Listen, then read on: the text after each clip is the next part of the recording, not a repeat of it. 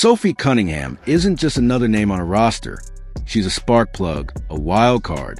And whether you love her or can't stand her, you can't ignore her around the league. Players talk, coaches talk, even opponents who clash with her can't help but admit she leaves a mark. From teammates praising her energy to rivals questioning her style, Sophie has become one of the most talked about players in the Wnba.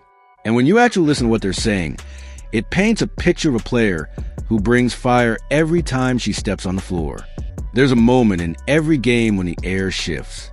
The crowd goes from hum to buzz. Hands get a little heavier on screens, voices get louder on switches, and suddenly every possession feels like it might tilt the night. That's the space Sophie lives in, not the quiet stretch of basketball, the stretch where something is about to happen. Ask around, and you'll hear two stories at once. To some, she's an X factor who lifts a bench into a weapon. To others, she's a handful who drags you into the deep end and keeps you there. Either way, the temperature rises when she checks in. And if a game gets muddy, good. She prefers it that way. There's a certain kind of player who shows up and tilts the game without needing a play called for them. They step on the floor and the temperature jumps a few degrees. The pace shifts. Possessions feel busier, louder, more contested. For Indiana, that moment often arrives when Cunningham checks in, because that's where the wild card lives. You can measure points, rebounds, assists, but how do you score sheer presence? How do you capture the pressure of constant activity? Chasing, tagging, rotating, communicating until the other team finally blinks. Think about all the small, annoying, winning things that never make the broadcast highlight. Stunting toward a driver just long enough to force a kick. Top blocking a shooter. So the pin down becomes a wrestling match. Veering onto a roll to save a switch. Bodying up on the nail. Then still beating your check to the corner on the kick out. It's not glamorous. It is exhausting. And it's the exact stuff that flips a 6 run before it starts. Kelsey Mitchell didn't bother dressing it up. She just named it. That's a primary scorer telling you the bench's identity. Wild card isn't random. It's the swing variable. The thing that can change a run, flip a quarter, or break a stalemate. And notice where Kelsey goes first. Defense, effort, the willingness to figure it out.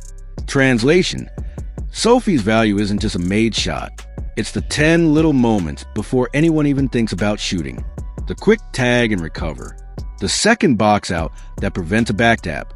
The early communication that saves a teammate from a late rotation. And the Lexi Hull piece matters.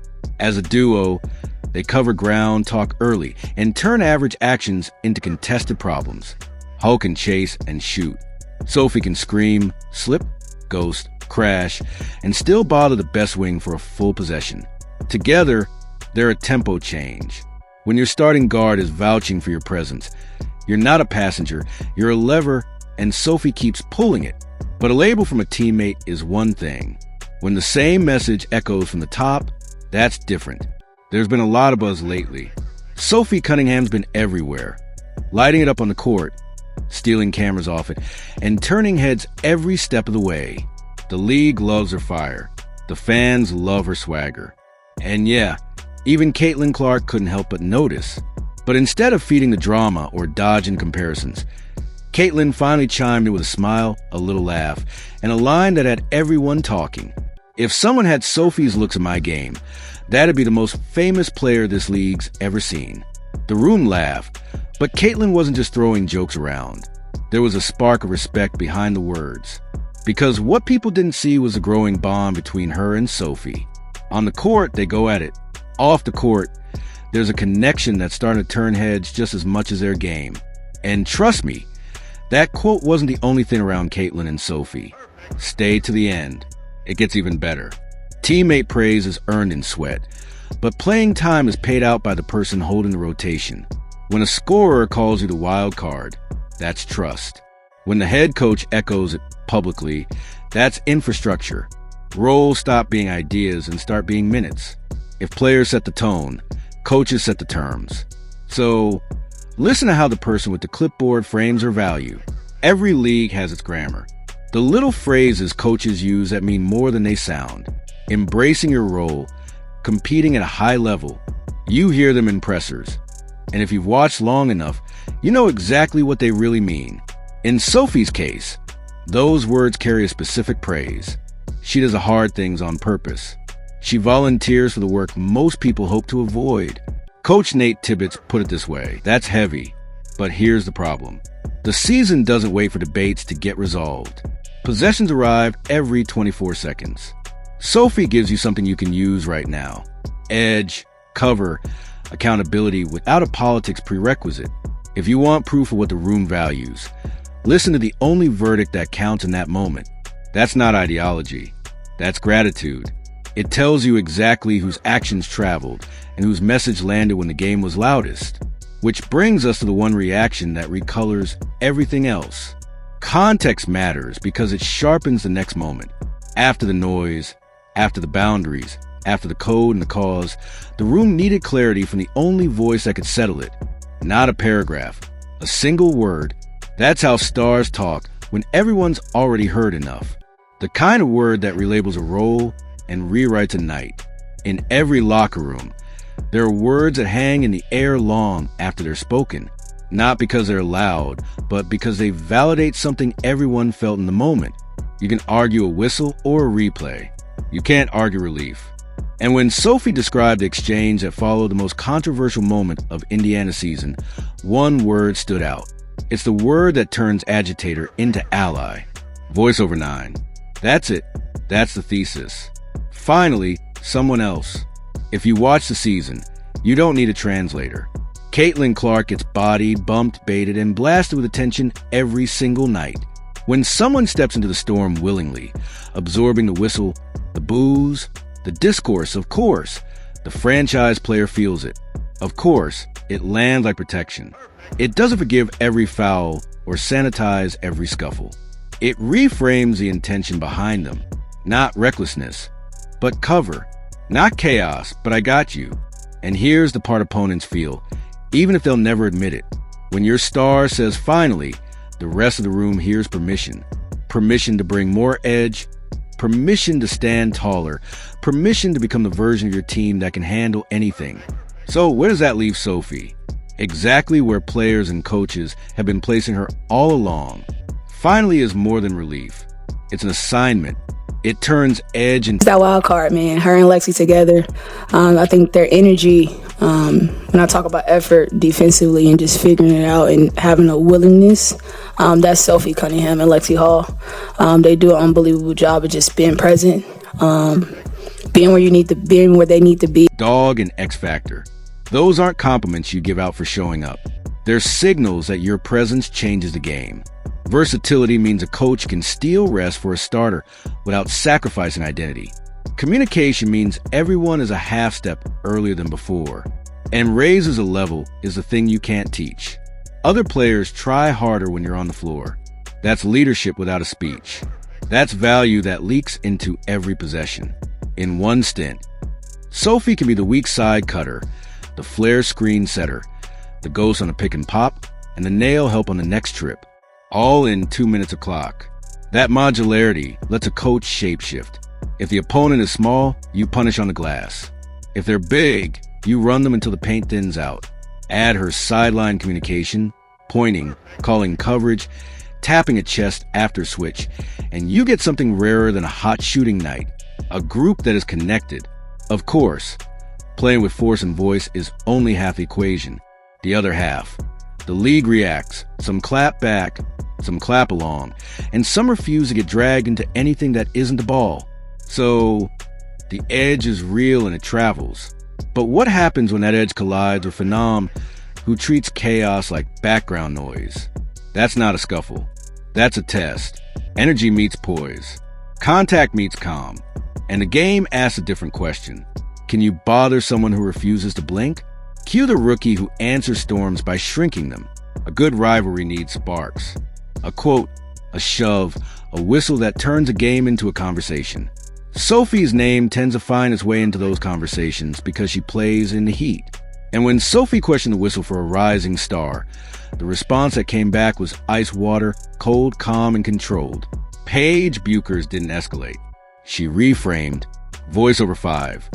That's veteran composure from a rookie. Paige doesn't deny the noise. She shrinks it. Unaffected is the key. Unaffected by personality. Unaffected by whistle. It's also a perfect mirror for why Sophie is polarizing. Her game is designed to affect you, to make you feel her, feel the contact, feel the chase, feel the cumulative pressure. If Paige is going to be the player who doesn't flinch, Sophie's going to be the one trying to make you blink. And there's a second layer here. The marketing spotlight versus the locker room grind. Spotlight players get the magazine covers. Grind players decide the mood. When those worlds bump into each other, you get friction. Sometimes it's tactical. Sometimes it's philosophical. Either way, it's compelling. And inside the same league, there's another kind of reaction, one that draws a boundary around the conversation before it even starts. There are two ways to manage noise. Absorb it or block it at the door. Paige chose absorption. Center the ball, star the distraction. Some veterans pick the other lane entirely. They set a boundary in real time and protect the room before it frays. That's culture work, and it's loud on purpose. Sometimes the loudest message is protective. It's not a stat or a scouting note. It's a culture play. There's a line between debate and disrespect, and the players will tell you where it is. That's why when the live chat tilted negative during All-Star Weekend, Courtney Williams shut the door and threw the bolt. Voice over 6. That's more than vibes. That is a signal from a respected guard. This is still fraternity, and we don't tear down active peers in our own house. It says two things at once. 1. Sophie has allies in the room. 2. The room has rules. Ain't nothing but love reads like a motto, but it's also strategy. Tension is inevitable in a league this competitive. Containment is intentional, and the message is clear. We can battle on the court without building bonfires online. This is also how reputations get a second dimension. You can be the player who irritates opponents and still be someone your peers protect publicly. That blend, edge on the floor, cover off. It makes you sustainable over a long season. Nobody survives a super long marathon sprint without friends and a good support system. Sophie has them. Of course, a lot of this stems from heat of the moment plays, the kind that blur together when you frame by frame them and still can't agree, which is why first-person reactions matter. They remind you what a line felt like in real time. Off the court, the line is about respect. On the court, the line is survival. You can tweet principles. You have to live with possessions. And in the split-second world of screens, grabs, and collisions, the code is simpler than any statement. Don't get punked. No hashtags. No think pieces. Just the raw calculus of contact.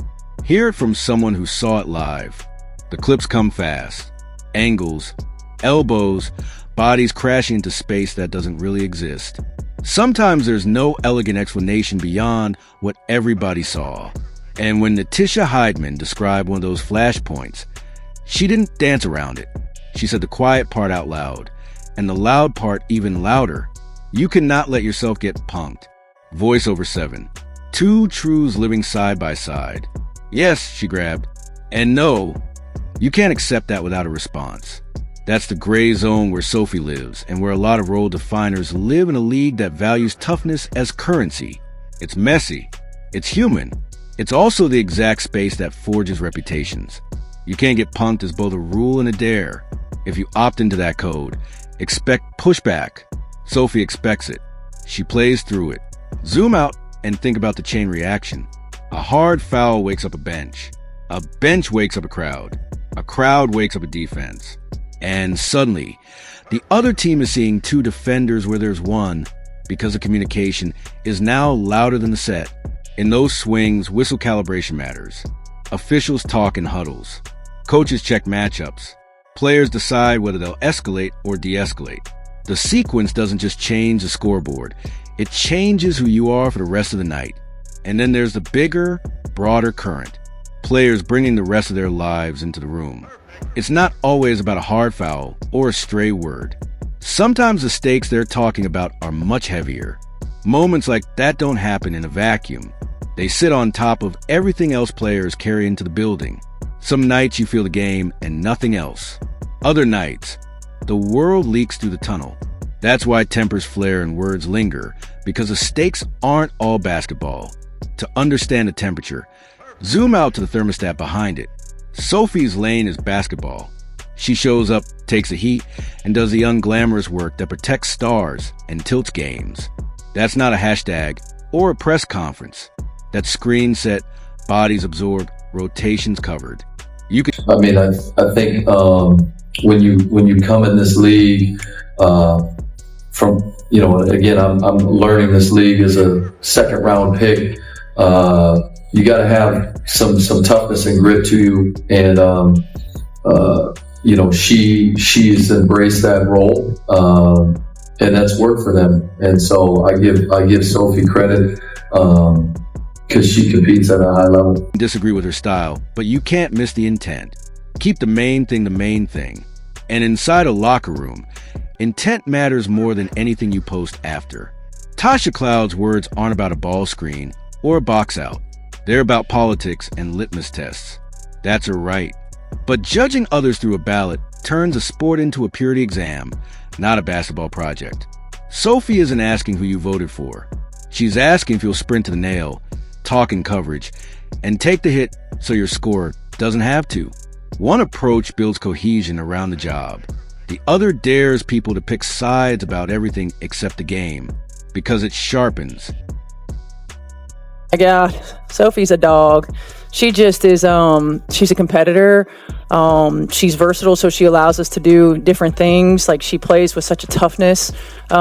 She's huge, and she's going to be for us all season long. But what she brings from an energy standpoint, she raises the level of play of everybody around her as soon as she steps foot on the floor. Hell, even on the sideline. I mean, her communication, everything. She's definitely an X factor. And a lightning rod into a shield. From that point on, every bump, screen, and rotation reads differently. Less random heat, more deliberate protection. That's the moment teammates expand, opponents recalibrate, and coaches double down. The job from here is simple. Set the temperature and make everyone else live in it. Sophie is the league's favorite paradox. A role player who refuses to be anonymous. Kelsey calling her a wild card is trust. Tippett's embrace the role is belief. White's X factor is impact. Paige's calm shows her edge tests your poise. Courtney's defense is pure respect. Heidman sets the code. Cloud supplies the heat beyond hoops. And Caitlin's finally is a stamp. In a series, she ruins timing. Ghost screens, odd angle slips, drives that collapse the shell. Game plan rule 1. Don't take the bait. Ignore her and she sets the terms. Engage her and you must outthink your instincts. She sticks because the energy rides on usable offense and quiet winning decisions. She isn't a line on the box score. She's a thermostat. You can't coach want to. You can only collect it. Indiana did. Perception will always split on players like her. Teammates call it toughness. Rivals call it extra. The tape calls it influence. She turns noise into leverage and makes the game feel personal. Not just in the moment, but in the film room the next day. And as the stakes rise, her value compounds. In May, she's a spark. In August, she's a margin. If Indiana makes noise when it matters, you'll trace it back to nights when she set the temperature and dared everyone else to live in it. She isn't a role. She's a role taken personally. What makes Sophie Cunningham stand out isn't just the stats on a box score. It's the way she pulls reactions out of everyone in the league. Good, bad, and everything in between. Teammates call her an X factor. Opponents call her a handful. Coaches call her tough. And Caitlin Clark herself, she called her a protector. That's Sophie in a nutshell. Someone you notice, someone you feel, and someone you better be ready for.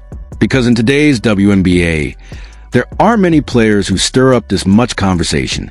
And Sophie Cunningham has made sure she's one of them. In this world is everybody's entitled to their own unique and personal opinions, so that's what's cool about me. And I can't control what you think, but I can't control the whistle. But what I can control is just being more unaffected by it, unaffected by the physicality, unaffected by the whistle. This is wrong, this is not.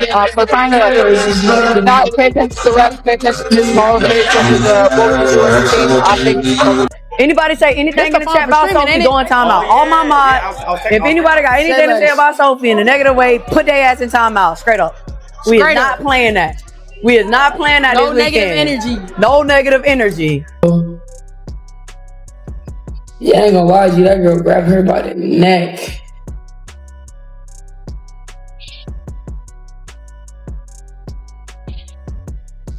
I ain't gonna lie, she showed her not wrong, bro. You can't get punked, bro. She had to get up. Like, you can't get